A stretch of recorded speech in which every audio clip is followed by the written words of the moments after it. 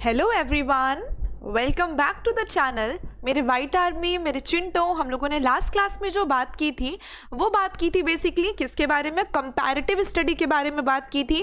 Annelida, arthropoda, Mollusca, ठीक है, और काइनोडर्मेटा और हेमिकॉर्डेटा। ये हमने कौन सी बात की थी? हमने कंपैरेटिव एनाटॉमी की बात की थी। लेकिन अगर हम अभी बात करने क्या जा रहे हैं, हम अपनी एनसीईआरटी पढ़ने जा रहे हैं जहां पर हमने छोड़ी थी। हमने एनसीईआरटी से जो रीडिंग की थी वो कहां से की थी? एनालिडा की थी, आर्थ्रोपोडा की थी, मोलस्का की थी। लेकिन हमको ये काइनोडर्मेटा और हेमिकॉर्डेटा अभी भी पढ़ना बाकी है। चलो फिर शुरू करते हैं जहां पर हमने पिछली बार छोड़ा था। एनालिडा के एग्जांपल्स उसके पहले लेकिन देख लेते हैं। हमने 3 एग्जांपल्स पढ़े थे। एक पढ़ा था नेरीज हमारी फ्रेश वाटर थी, और इसके अलावा हमने पढ़ा था अर्थवर्म्स अपने होते हैं टेरेस्ट्रियल, और हमने पढ़ा था लीच जो कि होती है टेरेस्ट्रियल। ये लीच और अर्थवर्म हमारे मोनोशियस होंगे या डायोशियस, तो ये हमारे मोनोशियस होंगे। और ये जो अपना नेरीज होगा, ये नेरीज अपना जो है ये क्या होगा? ये हमारा होगा क्या? ये हमारा होगा डायोशियस। और कल मैंने तुम लोगों से एक क्वेश्चन पूछा था और मैंने कहा था कि मुझे कमेंट सेशन में उसका आंसर करना कि इस लीच का साइंटिफिक नेम क्या होगा। तो इसका साइंटिफिक नेम क्या होगा बच्चे? अगर हम इसका साइंटिफिक नेम देखें तो इसका साइंटिफिक नेम होता है हिरुडिनेरिया। और इसके पूछने का रीज़न ये भी था, इसका नाम हिरुडिनेरिया है, इसके अंदर एक एंटीकोगुलेंट सब्सटेंस प्रेजेंट होता है। अगर मैं बोल रही हूँ एंटीकोगुलेंट, मतलब कुछ ऐसा सब्सटेंस जो क्लॉट होने से बचाए, जो ब्लड को क्लॉट ना होने दे। और इस एंटीकोगुलेंट सब्सटेंस का नाम क्या था? इस एंटीकोगुलेंट सब्सटेंस का नाम था हिरुडिन, ठीक है। तो हिरुडिनेरिया के अंदर एक पिगमेंट प्रेजेंट होता है जिसका नाम होता है हिरुडिन। और ये हिरुडिन क्या काम करता है? ये एंटीकोगुलेंट का काम करता है, यानी कि ये ब्लड को क्लॉट होने से रोकता है। ब्लड को क्लॉट होने से रोकेगा तभी तो ब्लड खून चूस पाएगी ना। मान लो ब्लड सकिंग लीच आई, ये तुम्हारे स्किन पे जाकर के अटैच हो गई और इसने क्या किया? फिर ब्लड सक करना शुरू किया। लेकिन अब ब्लड सक करते करते बीच में अगर ब्लड का थक्का बन गया तो ये ब्लड को कैसे चूस पाएगी? ठीक है, तो इसके सलाइवा में ये हिरुडिन होता है। ये हिरुडिन क्या करता है कि अगर बाय चांस कोई ब्लड का थक्का बन भी गया तो उसको ये क्या करेगा? उसको ये क्लॉट से हटा देगा, यानी कि ब्लड को दोबारा से लिक्विड स्टेट में कन्वर्ट कर देगा, जिससे क्या होगा? हमारी जो लीच है वो आराम से ब्लड को सक कर पाएगी। अब अगला हमने ऑलरेडी देख लिया था आर्थ्रोपोडा, जो कि अपना लार्जेस्ट फाइलम था। यहाँ पर भी हम एक दफ़ा आगे बढ़ते बढ़ते एग्जाम्पल्स देख लेते हैं। तो आर्थ्रोपोडा में हमारे इकोनॉमिकली इंपॉर्टेंट इंसेक्ट्स भी आते हैं, यानी कि जिनसे हमको क्या है? अर्थव्यवस्था होती है, जिनसे हम पैसे कमाते हैं, वो होती है क्या? एपिस होती है बेटा हनी बी, जो अपना शहद देती है। इसके अलावा बी वैक्स भी देती है। फिर आता है हमारा बॉम्बिक्स क्या होता है अपना? बॉम्बिक्स होता है सिल्क वॉर्म, यानी जिससे सिल्की साड़ियाँ बनती हैं। बनारसी सिल्क की साड़ी बहुत फेमस है ना। लैक्सिफर क्या होते हैं बेटा? लैक्सिफर होते हैं लाक इंसेक्ट। ये वही लाक होता है जिसमें महाभारत में द्रौपदी और 5 पांडवों के लिए कौरवों ने महल बनाया था। उसके बाद में हम आते हैं वेक्टर्स पे। वेक्टर कौन होते हैं? जो डिसीज को ट्रांसमिट होने में मदद करते हैं या फिर क्या करते हैं? बीमारियां फैलाते हैं। एक ऑर्गेनिज्म से बीमारी लेकर के दूसरे ऑर्गेनिज्म तक पहुंचते हैं। ये हमारे क्या होंगे? एनोफिलीज होंगे। एनोफिलीज के अलावा क्यूलेक्स होंगे और अपने एडीज होंगे, ठीक है। एनोफिलीज होंगे, क्यूलेक्स होंगे और एडीज होंगे। ये एनोफिलीज मस्क्यूटो मलेरिया कॉज करता है। क्यूलेक्स और एडीज भी अलग अलग बीमारियां कॉज करते हैं। फिर हम आते हैं अपने ग्रेगेरियस पेस्ट पे, जो है लॉकस्टा या लॉकस्ट, दोनों नाम इसके हैं। ये हमारा जो लॉकस्टा नाम है ये जेनरिक नेम है, जबकि कॉमन नेचर में हम इसको लॉकस्ट बोलते हैं और हिंदी में हम इसको बोलते हैं टिड्डा।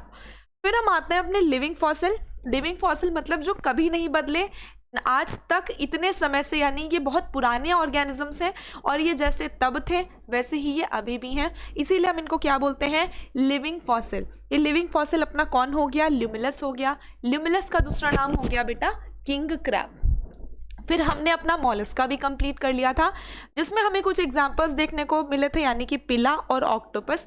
ये जो पिला है ये क्या होता है? एप्पल स्नेल होता है। ये है अपना पिला, ये है अपना ऑक्टोपस। पिला का दूसरा नाम क्या होता है बेटा? पिला को हम बोलते हैं कि ये हो गया एप्पल स्नेल, ठीक है।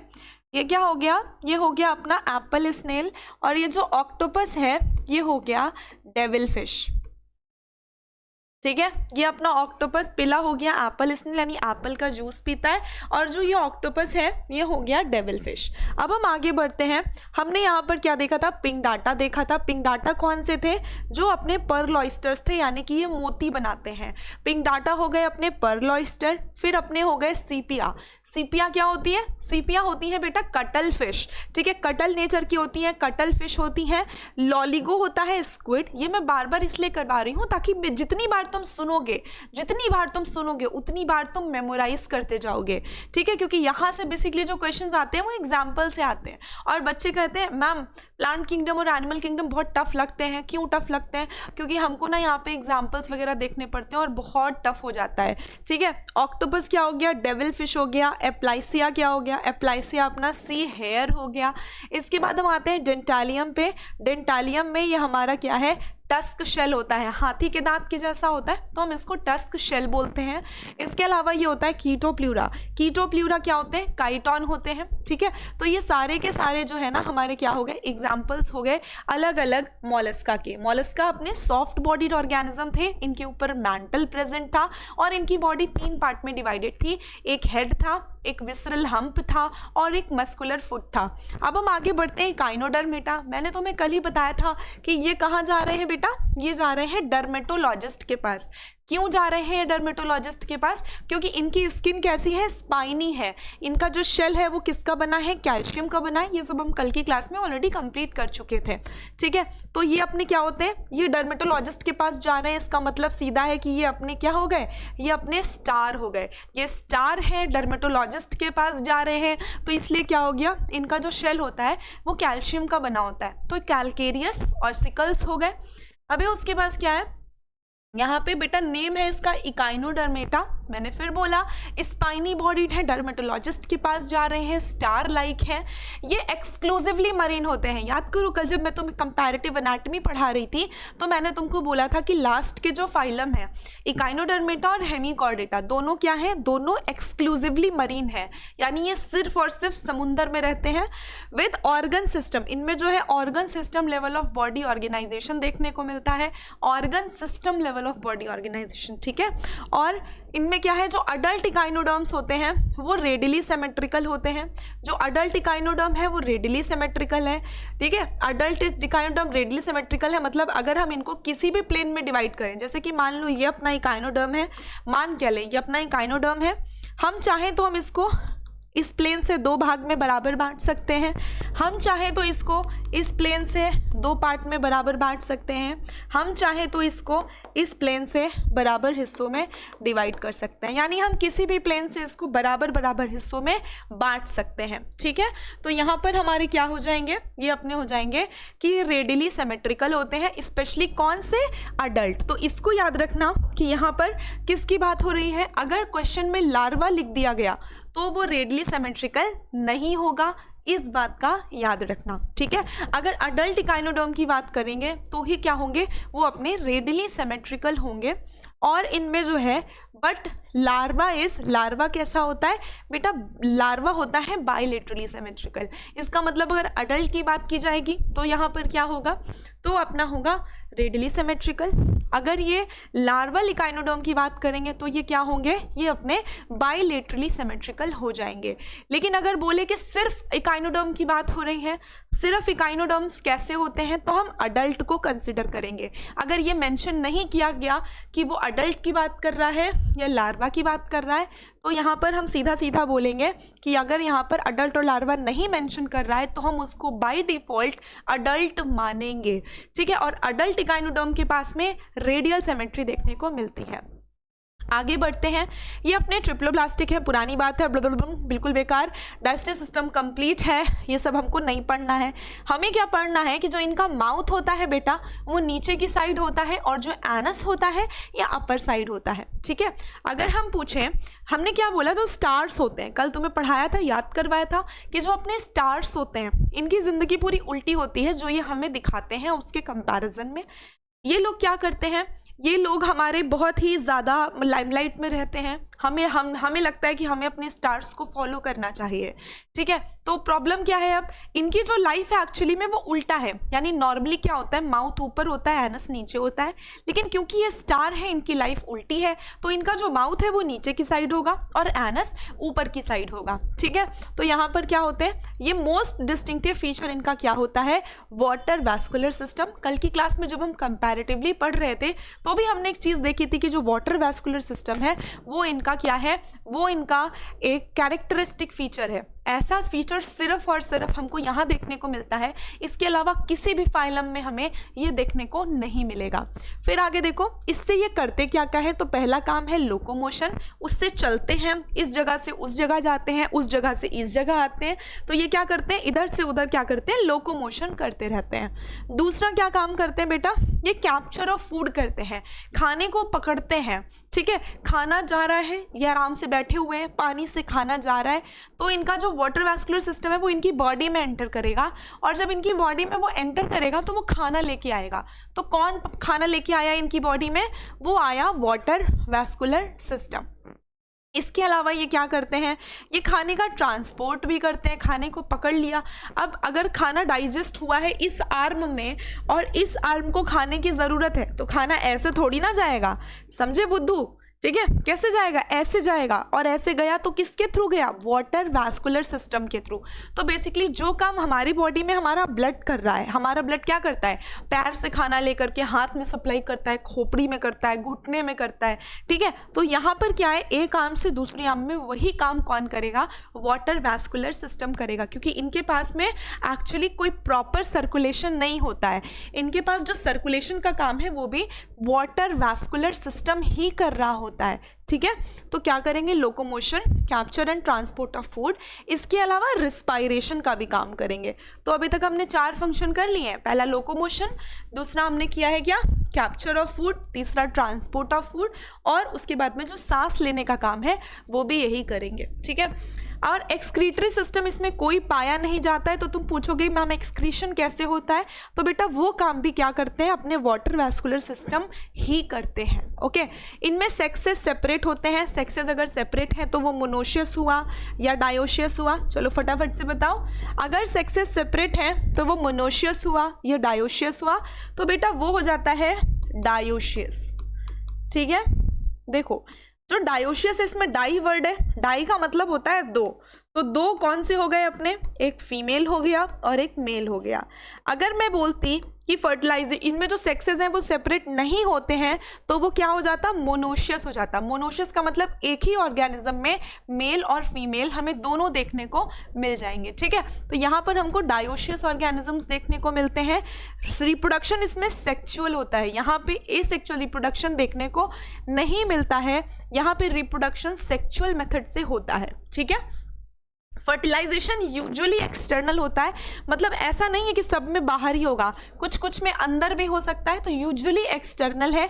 यानी यूजुअली ये बहुत श्योर नहीं है कि एक्सटर्नल है कि इंटरनल है, यानी कुछ में बाहर होता है कुछ में अंदर होता है। तो एज सच हमको यहाँ पर ज़्यादा कन्फ्यूजन करने की ज़रूरत नहीं है। डेवलपमेंट यहाँ पर इनडायरेक्ट होता है, यानी कि यहाँ पे भी लार्वा बनते हैं, मेटामॉर्फोसिस होती है। देखो एक वर्ड होता है मेटामॉर्फोसिस, एक वर्ड होता है मेटाजेनेसिस।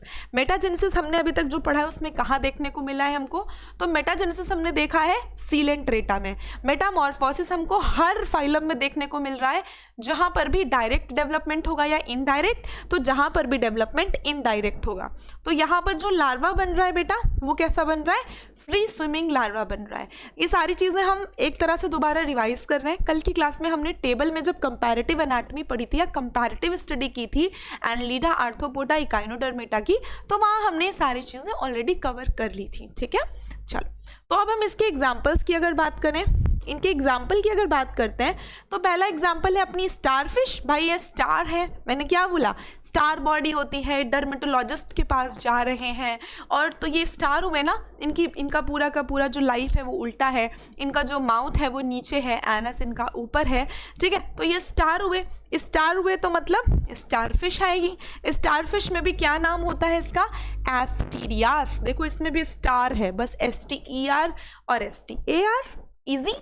अब देखो इकाइनस, इकाइनस बेटा होता है सी अर्चिन। देखो सी अर्चिन, इकाइनस, एक इकस होता है जो अपना हॉर्स को बोलते हैं, लेकिन यहाँ पे हॉर्स से हमें कोई लेना देना नहीं है। इकाइनस है क्या, ये होता है सी अर्चिन। फिर हम आते हैं एंटीडॉन पे। एंटीडॉन अपना क्या होता है बेटा, ये सी लिली होता है। लिली तो एक हमारा गमले में होती है, यानी कि जो प्लांटे किंगडम में आती है। ये एनिमेलिया में आने वाली लिली है।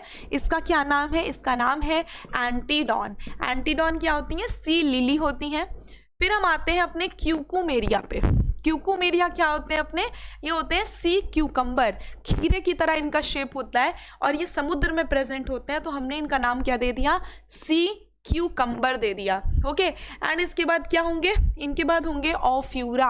ऑफ्यूरा क्या होते हैं बेटा, ऑफ्यूरा होते हैं अपने ब्रिटल स्टार। ये जो एग्जाम्पल बना हुआ है ना, ये देखो, ये जो डायग्राम बना रखा है एनसीईआरटी ने, ये ऑफ्यूरा का ही बना रखा है। ऑफ्यूरा क्या होते हैं अपने, ऑफ्यूरा होते हैं अपने ब्रिटल स्टार। ठीक है, ऑफ्यूरा क्या होते हैं अपने ब्रिटल स्टार होते हैं।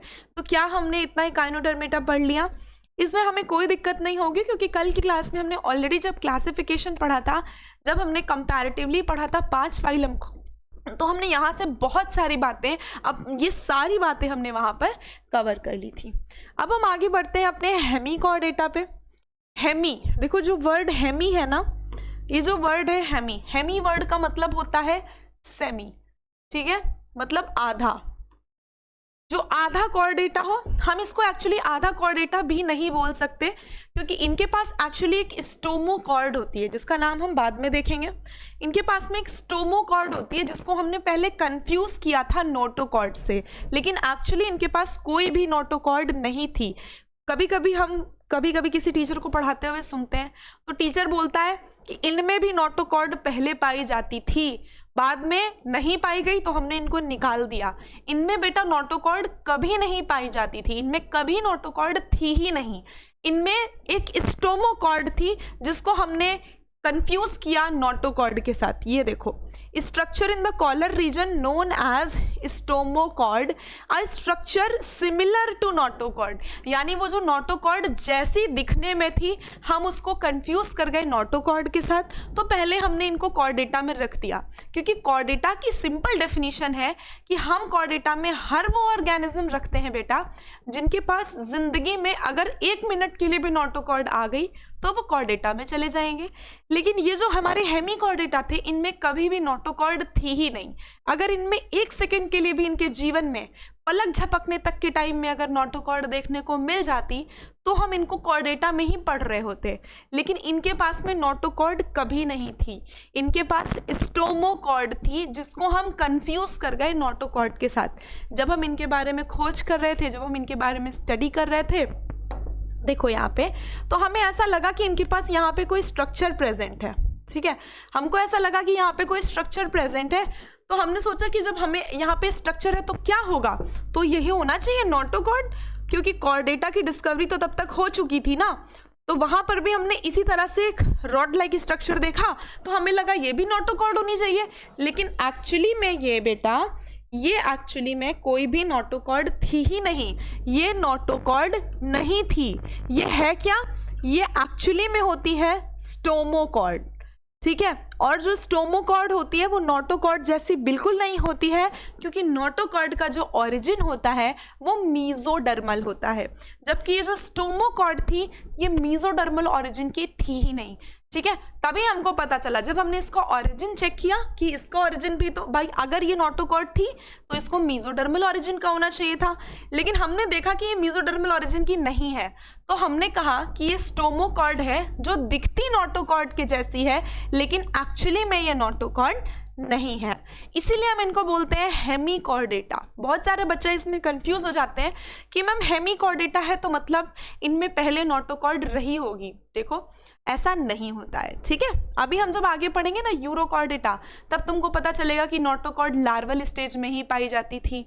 ठीक, इसलिए हम उनको कॉर्डेटा में रख दिए। मतलब जिसमें भी नोटोकॉर्ड है, अगर जिंदगी में कुछ पलों के लिए भी नोटोकॉर्ड आई है तो वो कॉर्डेटा हो जाता है। ठीक है, चलो। This phylum consist of small group of worm like. इस फाइलम में हमें क्या देखने को मिले, हमको यहाँ पर वर्म की तरह, कीड़े की तरह मरीन एनिमल्स देखने को मिले। मैंने अभी इकाइनोडर्मेटा पढ़ाया था, तब भी मैंने तुम्हें बताया था कि जो इकाइनोडर्मेटा है और जो हेमिकॉर्डेटा है दोनों हमारे एक्सक्लूसिवली मरीन होते हैं, यानी कि ये दोनों के दोनों क्या है, समुद्र में रहते हैं, एक्सक्लूसिवली मरीन होते हैं।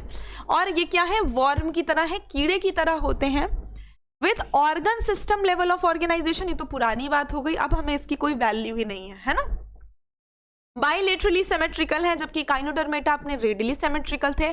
अगर स्पेसिफिकली पूछा जाए अडल्ट इकाइनोडर्म तो बोलोगे रेडियली, अगर पूछा जाए लार्वल इकाइनोडर्म तो बोलोगे बाइलेटरली, लेकिन अगर कुछ ना पूछा जाए, सीधा इकाइनोडर्म पूछा जाए तो भी बोलोगे रेडियली सिमेट्रिकल। ठीक है, तो यहाँ पर क्या होता है बेटा, ये भी हमारे क्या है, ऑर्गन सिस्टम है, बाइलेटरली सिमेट्रिकल है, ट्रिप्लो हो गए, सीलोमेट हो गए, पुरानी बात हो गई। जो बॉडी है इनकी वो सिलेंड्रिकल होती है। घर में गैस सिलेंडर वाला सिलेंडर देखा है, गोल गोल सिलेंडर होता है, उसी तरह से इनकी बॉडी भी सिलेंड्रिकल नेचर की होती है और ये बनी होती है एंटीरियर प्रोबोसिस से। आगे की तरफ, मैंने कहा था ना कल तुम्हें डायग्राम दिखाऊंगी, आगे की तरफ प्रोबोसिस होती है जो इसके मुंह वाले हिस्से में प्रेजेंट होती है। ये माउथ वाला रीजन होता है बेटा। एनसीईआरटी में इन्होंने यहाँ पे एक पॉइंट गलत दिया हुआ है, ये जो कॉलर लिख रखा है एक्चुअली ये कॉलर नहीं है, ये हमारी कॉलर रीजन होती है। ठीक है, तो ये एक मिस्टेक है जो एनसीईआरटी करती है, बट क्योंकि एग्जाम में वो यही पूछेगी तो हम इसको ही पढ़ेंगे। बट एक्चुअली में अगर देखा जाए तो कॉलर क्या है, कॉलर ये होती है और यहाँ से नीचे ये पूरा रीजन ट्रंक होता है।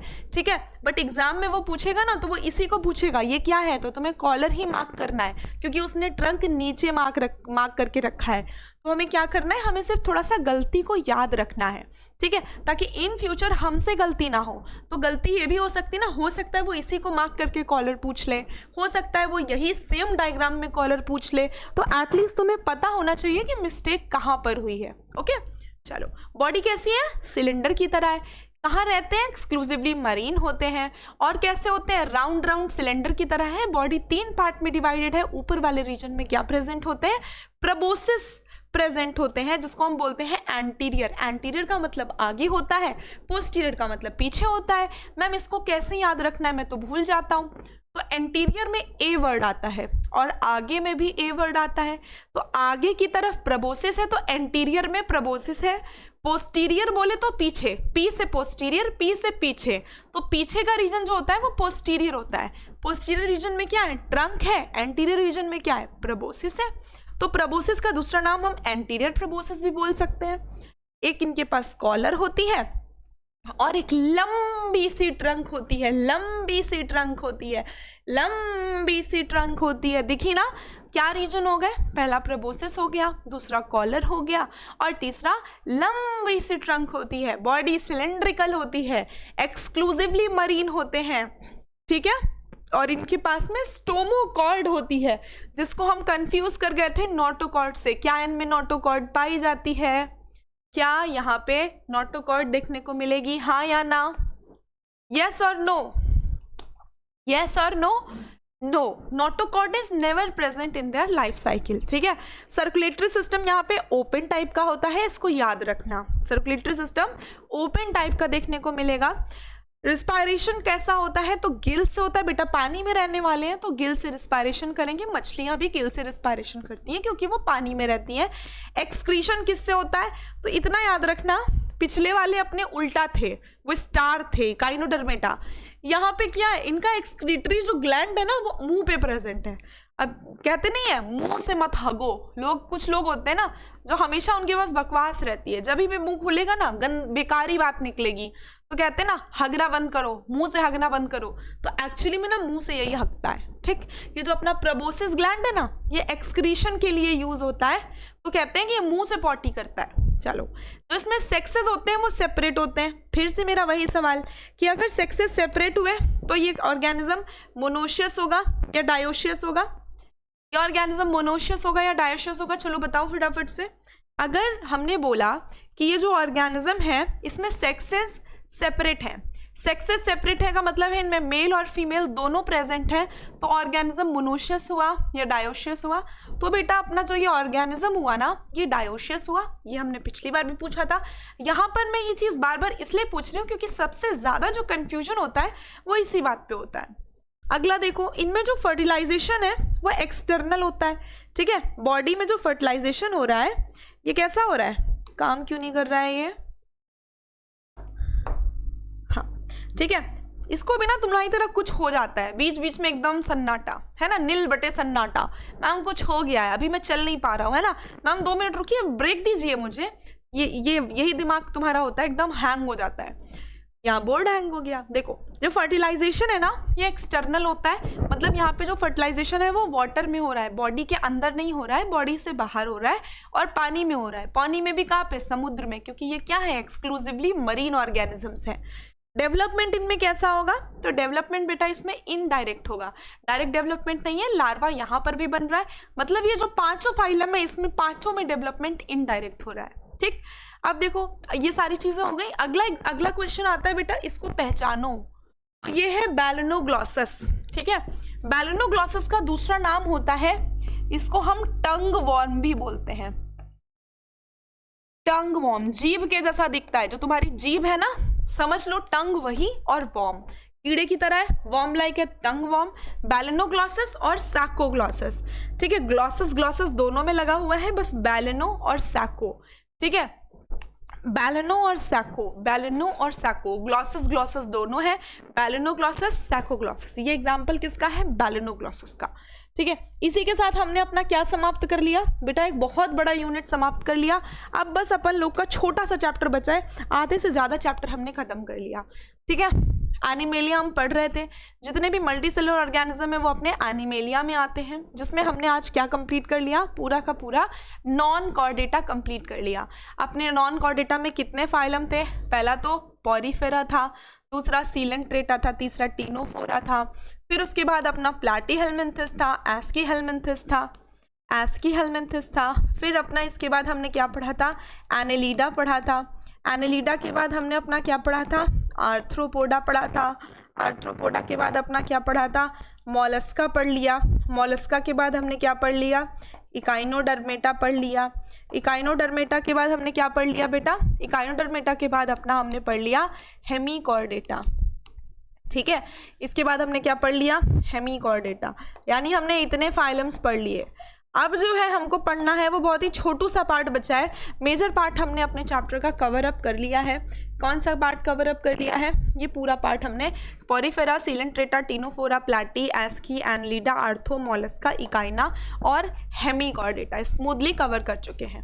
अब हम आते हैं अपने कॉर्डेटा रीजन में। बेटा ये जो अपनी कॉर्डेटा होते हैं ना और नॉन कॉर्डेटा में क्या डिफरेंस होता है, यहाँ पर हमको प्रेजेंस ऑफ नोटोकॉर्ड देखने को मिलती है, यानी यहाँ पर हम देखेंगे कि नोटोकॉर्ड प्रेजेंट है। नोटोकॉर्ड क्या होती है, एक बैकबोन की तरह होती है जो इनको क्या प्रोवाइड करती है, रिजिडिटी प्रोवाइड करती है, ठीक है। तो कॉर्डेटा में हमें क्या देखने को मिल गया, नोटोकॉर्ड की प्रेजेंस देखने को मिल गई। अब ये जो कॉर्डेटा होता है ये आगे चल के यूरोकॉर्डेटा में डिवाइड होता है और वर्टिब्रेटा में डिवाइड होता है। तो मैम हम इसको कैसे डिवाइड करते हैं, भाई नोटोकॉर्ड इसमें भी है और इसमें भी है, लेकिन जो अपने वर्टिब्रेटा होते हैं इनमें खास बात क्या होती है, यहाँ पर जो नोटोकॉर्ड है, यहाँ पर बेटा जो नोटोकॉर्ड है, ये जो अपनी नोटोकॉर्ड है ये रिप्लेस हो जाती है, इसको बदल दिया जाता है, किससे, इसको बदल दिया जाता है बेटा वर्टिब्रल कॉलम से, ठीक है। इसको बदल दिया जाता है वर्टिब्रल कॉलम से, यानी कि अब यहाँ पर हमें इन ऑर्गेनिजम्स में जो वर्टिब्रेट ऑर्गेनिजम्स हैं इसमें नोटोकॉर्ड नहीं मिलेगी, नोटोकॉर्ड को बदल दिया जाता है, रिप्लेस कर दिया जाता है वर्टिब्रल कॉलम से। याद रखना नोटोकॉर्ड खुद नहीं बदलती है, नोटोकॉर्ड खत्म हो जाती है, नया वर्टिब्रल कॉलम बन जाता है। रिप्लेस वर्ड यूज किया है, सब्सटीट्यूट वर्ड नहीं यूज किया है, इस बात को याद रखना, ठीक है। नोटोकॉर्ड रिप्लेस होती है वर्टिब्रल कॉलम से। यहाँ पर क्या होता है, पूरी जिंदगी जितने भी टाइम इनके पास रहेगी इनके पास में क्या होंगी, नोटोकॉर्ड प्रेजेंट रहेगी, ठीक है। यहाँ पर हमको क्या देखने को मिलेगी, नोटोकॉर्ड देखने को मिलेगी, नोटोकॉर्ड प्रेजेंट होगी। यहाँ पे वर्टिब्रल कॉलम देखने को नहीं मिलेगा, जबकि यहाँ पर क्या है, notochord replaced by vertebral column, यानी यहाँ पर हम देखेंगे कि वर्टिब्रल कॉलम हमें देखने को मिलेगा। इतना क्लियर हो गया। वर्टिब्रल कॉलम हमें देखने को मिलेगा, यहाँ पर हमको नोटोकॉर्ड देखने को मिलेगी। इन दोनों के बेसिस पे हमने क्या किया, इनको आगे डिवाइड किया है, जिसमें हमारे यूरोकॉर्डेट्स में बेटा आ जाते हैं अपने यूरोकॉर्डेटा और सिफेलोकॉर्डेटा। यहाँ पर हमको देखने को मिलेंगे साइक्लोस्टोमेटा, और बाकी जितने भी अपने पाइसेस, एम्फीबियंस, रेप्टाइल्स, एव्स और मैमल्स हमको यहाँ देखने को मिलते हैं। इतना क्लियर हो गया हमको। तो अभी हम स्टार्ट करेंगे बेटा किससे, अपना हम स्टार्ट करेंगे यूरोकॉर्डेटा से। ठीक है, चलो शुरू करते हैं। देखो सबसे पहले तो कॉर्डेटा में जो ऑर्गेनिजम्स होते हैं, हम कॉर्डेटा की बात कर रहे हैं, किसकी बात कर रहे हैं, देखो हम इसकी बात कर रहे हैं। ठीक है, यहाँ पे हमको 3 फीचर्स देखने को मिलते हैं। देखो सबसे पहली चीज जो हमें देखने को मिलती है, ऊपर वाला स्ट्रक्चर, ये होता है बेटा नर्व कॉर्ड। ठीक है, यानी कि अगर हम मान लो ये बॉडी है किसी कॉर्डेटा की, अगर इसको हम खुद अपने हाथों से बना करके देखें, मान लो मैम ये बुक से है ना तो थोड़ी टफ लगती है, मान लो मैंने किसी की बॉडी ली, किसी ऑर्गेनिज्म की बॉडी, और वो बॉडी दिखने में कुछ इस तरह से है। ठीक है, अब यहाँ पे क्या है बेटा, जो हमारे कॉर्डेटा होते हैं इनमें कंप्लीट एलिमेंट्री कैनाल प्रेजेंट होगा। तो हम क्या करेंगे, हम इसको आगे से और पीछे से इसमें एलिमेंट्री कैनाल बना देंगे। एलिमेंट्री कैनाल कुछ इस तरह से होती है ना, ट्यूब की तरह, जो माउथ में खुलती है और एनस में जा, माउथ से ओपन होती है और एनस में जा करके एंड हो जाती है। ये सही है या नहीं, इसमें कुछ गलती तो नहीं है। देखो ये हो गया क्या, ये हो गया अपना एक ऑर्गेनिज्म, एक बॉडी ऑफ ऑर्गेनिज्म, जिसमें हमने कंप्लीट एलिमेंट्री कैनाल देखा, यानी इसके पास एक माउथ था और एक एनस था। अब हमको यहाँ पर एक कॉर्डेटा बनने के लिए 3 क्वालिफिकेशंस होनी चाहिए। जैसे कि आपको अगर नीट एग्जाम में आपको एक MBBS स्टूडेंट या एक BDS स्टूडेंट बनना है, तो सबसे पहले आपने 11th 12th पढ़ रखा होना चाहिए। दूसरा, उसमें नहीं है कि किसी के 90 आएंगे तो वो डॉक्टर बनेगा, तुम्हारे अगर 50% भी है क्लास 12th में, लेकिन क्लास 12th पास होना चाहिए। दूसरा होता है आपका नीट क्वालिफाई होना चाहिए, नीट में 720 में एटलीस्ट तुम्हारे 300 मार्क्स आने चाहिए। तीसरा होता है उसके बाद भी, ठीक है, उसके बाद भी क्या होता है, तीसरा ये होता है कि अगर आपके पास बायो सब्जेक्ट है, आप नीट से हैं, आपने 12th पास कर रखा है अच्छे मार्क्स से, आपके पास अगर कम नंबर है तो आपके पास पैसे होने चाहिए, क्योंकि प्राइवेट मेडिकल कॉलेज में जाने के लिए पैसे चाहिए होते हैं। या तो आपके पास पैसा होना चाहिए या तो आपके पास स्किल होनी चाहिए। ठीक है, तो ये 3 कैरेक्टरिस्टिक हो गई। इसी तरह से एक कॉर्डेटा बनने के लिए भी आपके पास 3 कैरेक्टरिस्टिक होनी चाहिए, जिसमें से अगर हम सबसे पहली कैरेक्टरिस्टिक की बात करें, सबसे पहली कैरेक्टरिस्टिक अपनी क्या होती है, इनके पास में प्रेजेंट होना किसी नर्व कॉर्ड का। ठीक है, तो ये सबसे ऊपर अपनी क्या प्रेजेंट है, सबसे ऊपर अपनी प्रेजेंट है, ये हो गई बेटा नर्व कॉर्ड। ये है बॉडी की नर्व कॉर्ड जो सबसे ऊपर देखने को मिलती है। नर्व कॉर्ड के नीचे हमको देखने को क्या मिलते हैं, नर्व कॉर्ड के नीचे बेटा हमको देखने को मिलती है, ये हो गई नोटोकॉर्ड। ठीक है, यानी सबसे ऊपर देखने को मिलेगी नर्व कॉर्ड, उसके नीचे हमको देखने को मिलेगी नोटोकॉर्ड। नोटोकॉर्ड के नीचे ये जो हमारा एलिमेंट्री कैनाल है, इसी में होते हैं ना फैरिंग्स। भाई फैरिंग्स कहाँ पाए जाते हैं, एलिमेंट्री कैनाल में पाए जाते हैं ना। हम यहाँ से सांस लेते हैं, यहाँ से खाना खाते हैं, तो फैरिंग्स वो जगह होती है जो कॉमन पैसेज होती है खाने के लिए और सांस के लिए। तो मतलब फैरिंग्स कहीं एलिमेंट्री कैनाल के बीच में मिलेंगे ना, तो फैरिंग्स में ही क्या होते हैं, फैरिंजियल गिल स्लिट्स देखने को मिलते हैं। ठीक है, तो यहाँ पर हमको क्या देखने को मिली, तीसरी चीज हमको यहाँ पर देखने को मिला पेयर्ड। ये मत बोलना कि मैम अनपेयर्ड, बेटा पेयर्ड वर्ड याद रखना इंपॉर्टेंट है। पेयर्ड फैरिंजियल गिल स्लिट्स देखने को मिलते हैं। पेयर्ड फैरिंजियल गिल स्लिट होने के अलावा एक और कैरेक्टरिस्टिक है जो इनके पास होनी चाहिए, इनके पास बेटा होती है पोस्ट एनल टेल। ठीक है, यानी कि एक पूंछ होनी चाहिए। टेल है ना, टेल का मतलब क्या होता है, पूंछ। तो इनके पास हमने 4 कैरेक्टरिस्टिक देखी। पहली क्या देखी, नर्व कॉर्ड का प्रेजेंट होना। दूसरी क्या देखी, नोटोकॉर्ड का प्रेजेंट होना। तीसरी क्या देखी, पेयर्ड फैरिंजियल गिल स्लिट का प्रेजेंट होना। और उसके बाद में फोर्थ क्या देखी, पोस्ट एनल टेल का प्रेजेंट होना, यानी अगर किसी भी ऑर्गेनिज्म में नोटोकॉर्ड है तो वो कॉर्डेटा बनेगा, ठीक है। अगर उसके पास फेरेंजियल गिल स्लिट है तभी वो कॉर्डेटा है, अगर उसके पास नर्व कॉर्ड है तो भी वो कॉर्डेटा है, और अगर उसके पास पोस्ट एनल टेल है तो भी वो कॉर्डेटा है। यानी ये 4 आवश्यकताएं हर किसी के पास होनी चाहिए तभी वो एक कॉर्डेटा बनेगा, ठीक है। अब देखो नोटोकॉर्ड की कैरेक्टरिस्टिक हम लोग क्या करते हैं ना, कई बार गलत कर देते हैं क्योंकि हमें होती है कंफ्यूजन, मैम हम इसको याद कैसे करें। तो बेटा नोटोकॉर्ड को याद करने के लिए ना अपने पास एक अच्छा सा निमोनिक है ड्रम, ठीक। डी से क्या हो जाएगा, डी से हो जाएगा डॉर्सल, आर से क्या हो जाएगा, आर से हो जाएगा बेटा, आर से क्या हो जाएगा, ये जो है आर ये हो जाएगा अपना क्या, रॉड लाइक होती है, रॉड की तरह है। और यू से क्या हो जाएगा, यू से क्या हो जाएगा, यू से होती है बेटा ये अनपेयर्ड। और उसके अलावा एम से क्या हो जाएगा, तो ये होती है अपनी मीजोडर्मल ऑरिजिन की, ठीक है। अगर हमको 4 कैरेक्टरिस्टिक कभी भी पेपर में आए, एग्जामिनर का फेवरेट सवाल होता है वो तुम्हें नोटोकॉर्ड की कैरेक्टरिस्टिक तुमसे पूछ लेगा, ठीक है, और तुमको वहीं पे गोली दे देगा, तो तुम क्या करोगे उस टाइम पे, उस टाइम पे तुमको करना ये है कि तुमको बस इस वर्ड को याद रखना है, ये वर्ड दिमाग में लाना है कि मैम ड्रम, डी बोले तो डॉर्सल साइड, बॉडी, अगर ये बॉडी है किसी भी ऑर्गेनिज्म की तो इसमें इसका डॉर्सल साइड कौन सा हुआ, ऊपर वाला, तो ये हो गया क्या, ये हो गया डॉर्सल साइड। और ये क्या हो गया बेटा, ये हो गया बॉडी का वेंट्रल साइड, ठीक है।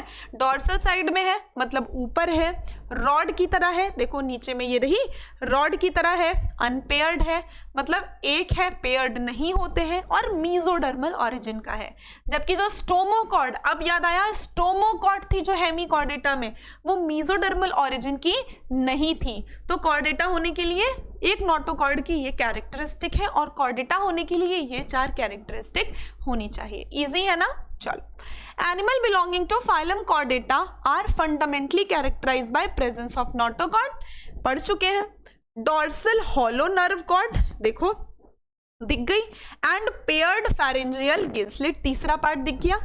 These are bilaterally symmetrical, easy है, ब्ला ब्ला ब्ला खत्म। ट्रिप्लोब्लास्टिक है, ऑर्गन सिस्टम है, इनमें पोस्ट एनल टेल होती है, और इसके अलावा इनमें क्लोज्ड सर्कुलेटरी सिस्टम दिखाई देता है, ठीक है।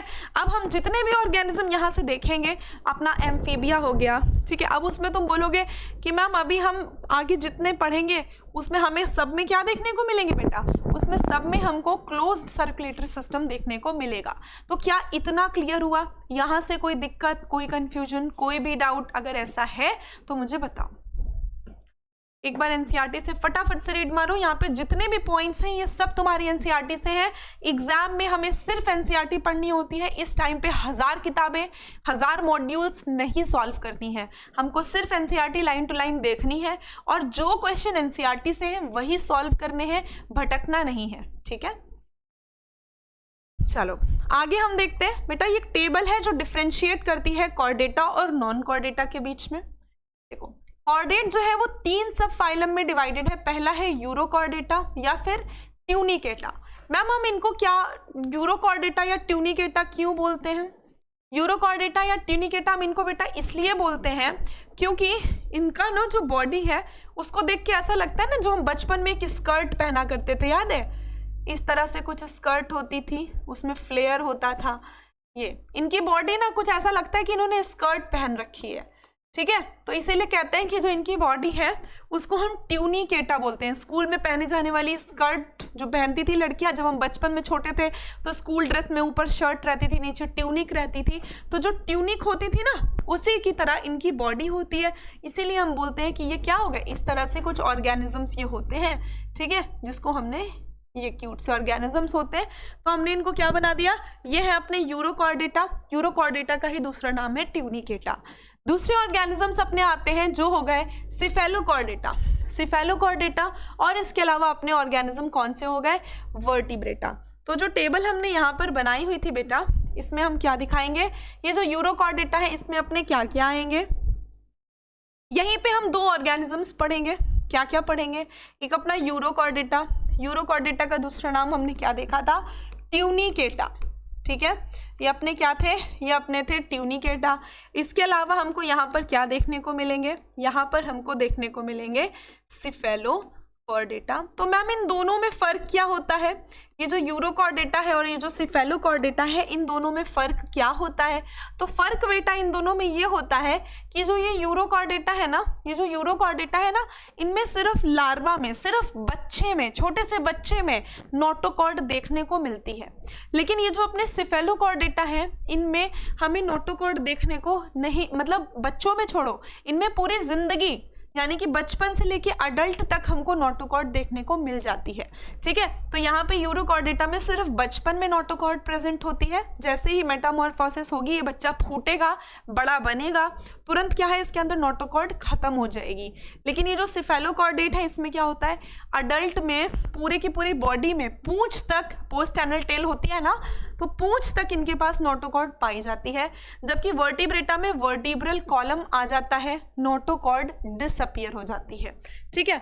चलो वापस अपनी एनसीईआरटी पे चलते हैं। एनसीईआरटी क्या बोल रही है? देखो, सिफेलोकॉर्डेटा एंड ये जो है अपने होते हैं, अब देखो, सब फाइलम यूरोकॉर्डेटा एंड सिफेलोकॉर्डेटा।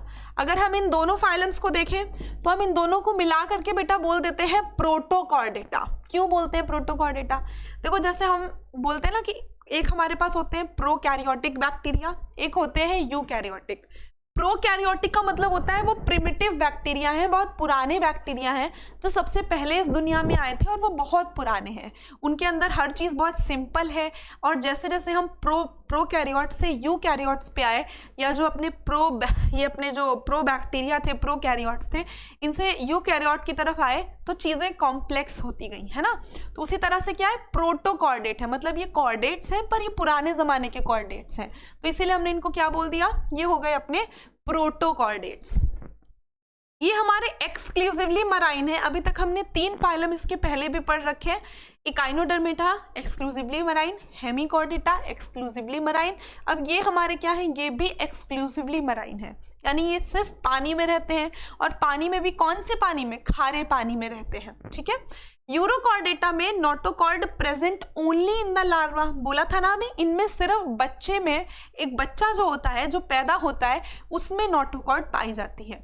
लेकिन जैसे ही वो बच्चा फूटेगा, वो क्या करेगा? फूटेगा, मेटामॉर्फोसिस करेगा और नया अडल्ट बनाएगा। ये टेल जो है, ये नोटोकॉर्ड जो है, ये चली जाएगी, ठीक है। मैंने क्या बोला था? कॉर्डेटा में हम उन सारी ऑर्गेनिजम्स को रखते हैं जिसमें नोटोकॉर्ड अगर 1 मिनट के लिए भी आ गई। लेकिन हेमिकॉर्डेटा में क्या हुआ था? जो नोटोकॉर्ड थी वो 1 मिनट के लिए भी नहीं आई थी, वो एक्चुअली स्टोमोकॉर्ड थी, जिसको हमने नोटोकॉर्ड समझा था। यहाँ पर हमने क्या देखा कि जो हमारे यूरोकॉर्डेटा थे, इनमें नोटोकॉर्ड पाई तो जा रही थी, लेकिन कब पाई जा रही थी? Present only in the larva stage, सिर्फ बच्चे में थी। जबकि सिफेलोकॉर्डेटा में ये सर से लेके टेल रीजन तक प्रेजेंट होती है और पूरी जिंदगी देखने को मिलती है। क्या हमने अभी थोड़ी देर पहले यहाँ पे ये डिफरेंस नहीं देखा था? यूरोकॉर्डेटा में क्या था? अगर हम यूरोकॉर्डेटा में देखें तो यहाँ पर हमने क्या देखा था बेटा? यहाँ पर हमने देखा था यूरोकॉर्डेटा में, इसको रब कर देते हैं, हमने यूरोकॉर्डेटा में क्या देखा था कि notochord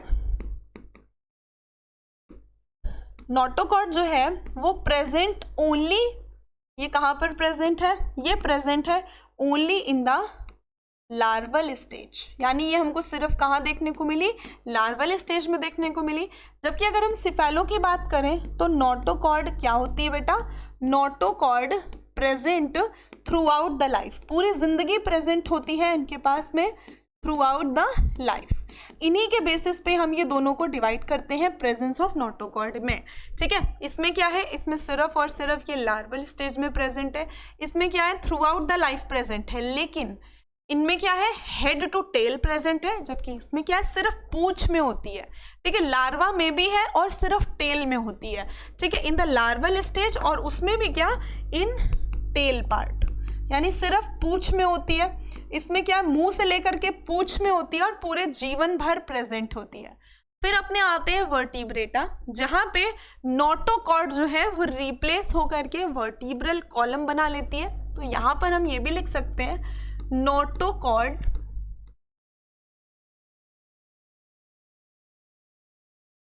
replaced by vertebral column, ठीक है।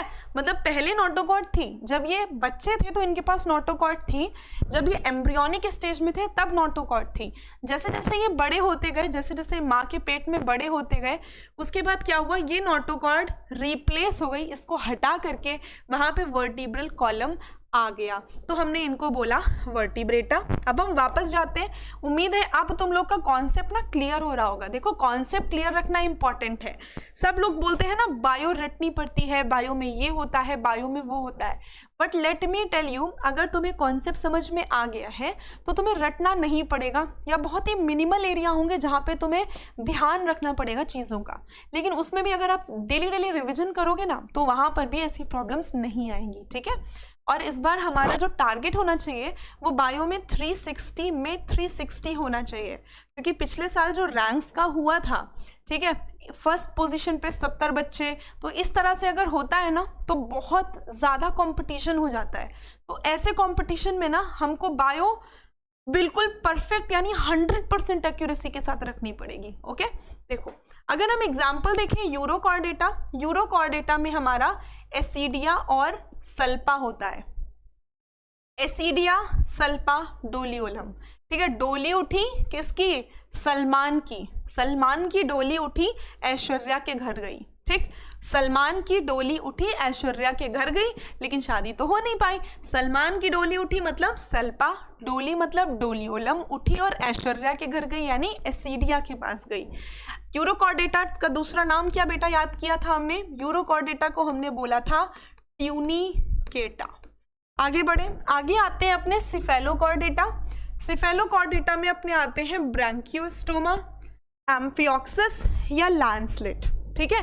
ये दोनों एम्फिओक्सस और लैंसलेट अपने क्या होते हैं, ये एम्फिओक्सस और लैंसलेट अपने ब्रैंकियोस्टोमा होते हैं, ठीक। चलो अब हम ये देखते हैं कि कॉर्डेटा और नॉन कॉर्डेटा में एक्चुअली डिफरेंसेस क्या होते हैं। बहुत आसान है, हम लोग नॉन कॉर्डेट से उल्टे होते हैं, यानी कि अगर हम में नर्वस सिस्टम डॉर्सल साइड में है तो अपने नॉन कॉर्डेट्स में, अपने जो नॉन कॉर्डेट है उसमें यही नर्वस सिस्टम वेंट्रल साइड में होगा। अगर हमारा नर्वस सिस्टम डॉर्सल साइड है, भाई हमारा नर्वस सिस्टम पीछे है ना, हमारी रीढ़ की हड्डी किधर है, पीछे की तरफ है ना, ये मेरी रीढ़ की हड्डी है, ये हमारा बॉडी का डॉर्सल साइड है। लेकिन अगर हम नॉन कॉर्डेट में बात करें तो ये जो रीढ़ की हड्डी है, जो ये नर्वस सिस्टम है, ये डॉर्सल की बजाय वेंट्रल साइड में आ जाएगा। देख लेते हैं, देखो सेंट्रल नर्वस सिस्टम हम में कहाँ है, डॉर्सल साइड में, इनमें कहाँ है, वेंट्रल साइड में। तो इतना सिंपल है इसको याद करना कि जो हमारे अंदर है हम अपने ऊपर देखेंगे और यहाँ पर अप्लाई कर देंगे, उसका जस्ट ऑपोजिट ये होगा। पहली बात तो नोटोकॉर्ड का प्रेजेंट होना और एब्सेंट होना बहुत कॉमन सा डिफरेंस है और ये सबसे आसान डिफरेंस है, ठीक, नोटोकॉर्ड का। और उसके बाद हम आते हैं अपनी नर्वस सिस्टम पे। तो जो हमारे वर्टिब्रल कॉलम है, तुमको पता है ना, हमारे वर्टिब्रल कॉलम में स्पेस है जिसके अंदर स्पाइनल कॉर्ड रन करती है ना। इस तरह से वर्टिब्रल कॉलम अपना बना हुआ है, तो अंदर से खोखला हुआ ना, तो क्या हुआ, हॉलो हुआ। और अपने पास एक ही वर्टिब्रल कॉलम है ना, कुछ 2-3 वर्टिब्रल कॉलम तो है नहीं, किसी के पास ऐसा तो नहीं है ना कि 2-3 रीढ़ की हड्डी हो, ऐसा तो नहीं है ना, कोई है मेरी यूट्यूब फैमिली में अगर कोई है तो बता सकता है। देखो मेरे सामने जो बच्चे बैठे रहते हैं उनमें तो नहीं है, अब तुम्हारे पास हो तो बताना मुझे, ठीक है। तो यहाँ पे क्या है बेटा, जो सेंट्रल नर्वस सिस्टम है हम में वो डॉर्सल साइड में, और इसके अलावा अंदर से खोखला है कुछ इस तरह से, है ना। तो ये खोखला है, हॉलो हुआ और सिंगल प्रेजेंट है। अच्छा मैम हॉलो है ये कैसे बता सकती है, बेटा हॉलो है तभी तो इसके अंदर स्पाइनल कॉर्ड है ना, अगर हॉलो नहीं होता तो स्पाइनल कॉर्ड कहाँ जाती है ना, तो हॉलो हुआ। अब इसका जस्ट ऑपोजिट, डॉर्सल का ऑपोजिट वेंट्रल हुआ, हॉलो का ऑपोजिट सॉलिड हुआ, ठीक है, और सिंगल का ऑपोजिट डबल हुआ। तुम क्यों टेंशन ले रहे हो, तुम तो सिंगल ही हो, तुम सिंगल ही और सिंगल ही रहोगे, जैसी हरकतें हैं तुम्हारी, ठीक है। तो यहाँ पे क्या है, डॉर्सल है, हॉलो है और इसके अलावा सिंगल है। अब देखो तुम्हारी तरह सिंगल है। अब देखो नेक्स्ट है pharynx perforated bye Gill slit. मैंने तुम्हें अभी पढ़ाया था तीसरा फीचर, पहला नर्व कॉर्ड पढ़ाया था, दूसरा नोटोकॉर्ड पढ़ाया था, तीसरा पढ़ाया था कि पेयर्ड फेरेंजियल गिल स्लिट पाई जाती है। इनके पास में हमें क्या देखने को मिलेंगी, गिल स्लिट देखने को मिलेंगी। लेकिन क्या मैंने इसके पहले कहीं पर भी गिल स्लिट के बारे में चर्चा की है जब हम नॉन कॉर्डेट पढ़ रहे थे, नहीं किया ना, इसीलिए यहाँ पर हमको क्या है, देखो देखने को ही नहीं मिल रही, एब्सेंट हो गई। इजी है, अब उसके बाद यहाँ पे हार्ट वेंट्रल है, मैंने बोला तुम्हारा दिल किधर है, इधर है ना भाई। दिल में दर्द होता है किसी मरीज को, पेशेंट को, तो यहाँ हाथ रखता है, तो हार्ट यहाँ पे क्या है, वेंट्रल साइड में है। लेकिन जो नॉन कॉर्डेट है उनमें हार्ट इधर नहीं होगा, उनको हाथ रखना होगा तो वो अपने दिल पे ऐसे हाथ रखेंगे, ऑपोजिट हाथ रखेंगे, लेकिन हम लोग ऐसे हाथ रखते हैं, ठीक है। तो अपना क्या है, वेंट्रल, उनका क्या हुआ, डॉर्सल। अपना वर्टिब्रल कॉलम किधर है, डॉर्सल, उनका वर्टिब्रल कॉलम किधर है, इधर, ठीक है। अब देखो हार्ट ऑपोजिट हो गया। इनमें पोस्ट एनल टेल पाई जाती है, लेकिन क्या तुमने कॉर्डेटा के पहले कभी भी इस नाम को मेरे मुंह से सुना था, नहीं सुना था। तो पोस्ट एनल टेल क्या है, यहाँ पर नहीं पाई जाती। इजी ना। चलो, तो आज हमने क्या क्या कर लिया, आज हमने बहुत पोर्शन कवर कर लिया है। देखो अब हमारे पास बहुत छोटू सा पार्ट बचा है और वो हमारे नेक्स्ट सेशन में पूरा हो जाएगा, ठीक है। चलो, thank you and that's all for today. कोई भी दिक्कत है, कोई भी प्रॉब्लम है तो पूछ लेना। कैसे पूछना है, मैम आप तक पहुंचना कैसे है, तो डिस्क्रिप्शन बॉक्स में देखो, नीचे स्क्रॉल कर जाओगे ना डिस्क्रिप्शन में, तो तुम्हें वहाँ मेरी टेलीग्राम की लिंक मिल जाएगी। उस लिंक पे क्लिक करोगे तो सीधा टेलीग्राम पे पहुंच जाओगे। इंस्टॉल नहीं है ना तो कर लेना टेलीग्राम इंस्टॉल, ठीक है। और उसके बाद में वहाँ पर मेरा चैनल है doctor Smita Singh white army, उसमें ज्वाइन कर लेना। फिर कोई भी दिक्कत है वहाँ पर आराम से पूछ सकते हो। चलो, good luck, all the best, खूब अच्छे से करना, अच्छे से पढ़ो। Thank you, have a nice day.